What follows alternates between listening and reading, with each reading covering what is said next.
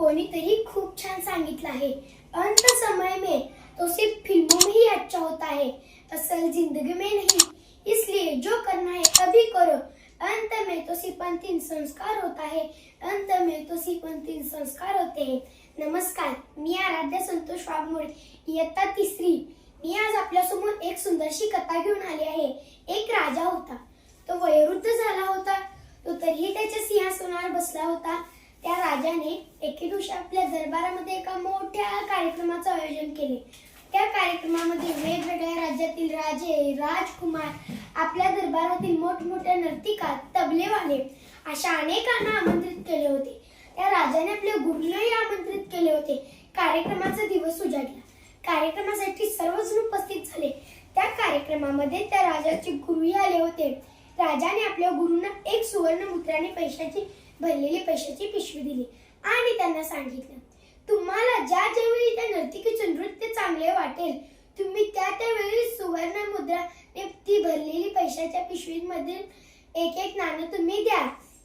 कार्यक्रम सुरू झाला। दिवसभर कार्यक्रम चालू झाला। पहाटेची वेळ आली।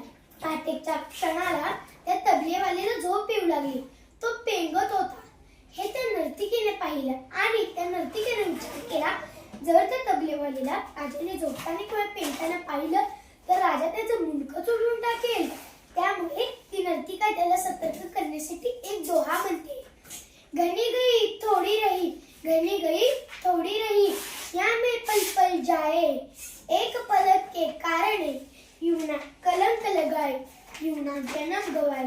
तिचा हा दोहा ऐकून तबलेवाला एकदम सतर्क झाला आणि तो अतिशय चांगल्या पद्धतीने पुन्हा एकदा तबला वाजवायला सुरू केला।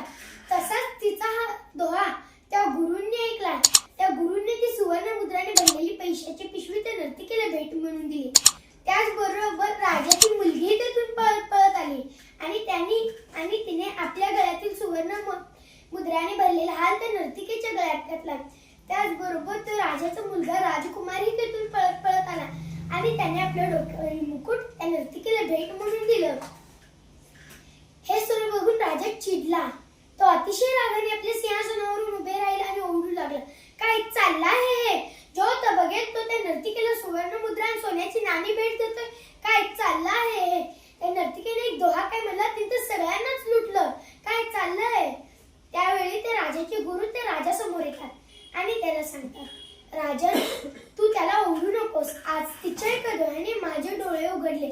मी एवढा वर्ष जंगलात तपश्चर्या केलं, देवधर्म केला आणि आज तुझ्या एका निमंत्रणावर मी येथे या नर्तिकेचं नृत्य बघायला आलो। घनी गई थोडी रही, आता या उरलेल्या आयुष्यात मला देवाचं नामस्मरण करायचं सोडून मी येथे या नर्तिकेचं नृत्य बघायला आलो।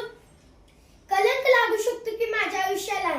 त्याचबरोबर ती राजाची मुलगी बोलते, बाबा, माझं लग्नाचं वय झालं आहे, तरी तुम्ही माझं लग्न लावून देत नाहीत। त्यामुळे मी आज रात्री माझ्या मोहतासोबत लग्न करणार होते, पण तिच्या डोळ्याने माझे डोळे उघडले आणि मी माझा विचार बदलला। तुम्ही आज नाही तर उद्या माझं कोणा ना कोणाशी तर तुम्ही लग्न लावून द्यालच ना। त्याचबरोबर तो राजाचा मुलगाही बोलू लागला, बाबा, तुम्ही वयोवृद्ध झाला आहात तरीही तुम्ही सिंहासनावर बसता आहात। मला तुम्ही सिंहासनाचा राजा करत नाहीत। त्यामुळे मी आज रात्री सैनिकांच्या मदतीने तुमची हत्या करणार होतो, पण हिच्या डोळ्याने माझे डोळे उघडले आणि मी माझा विचार बदलला। हे सर्व बघून त्या राजाचे डोळे उघडतात। तो राजाही सांगतो, माझे डोळे तुम्हा सर्वांचं बघून माझे डोळे उघडले आणि मी आजपासून या सिंहासनाचा त्याग करत आहे आणि तू आजपासून त्या सिंहासनाचा राजा आहे। ते आपल्या मुलीलाही सांगतात की मुली, इथे भरपूर राजकुमार आले आहेत, तुला त्यातला कोणता राजकुमार पसंत आहे बघ आणि तू त्याच्या गळ्यात वरमाला घाल।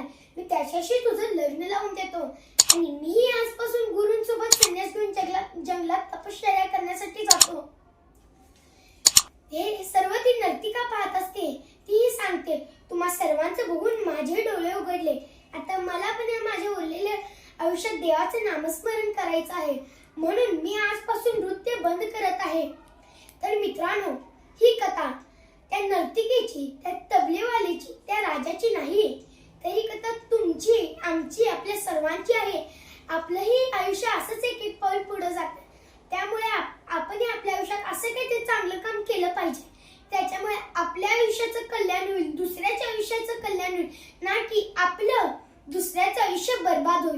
धन्यवाद।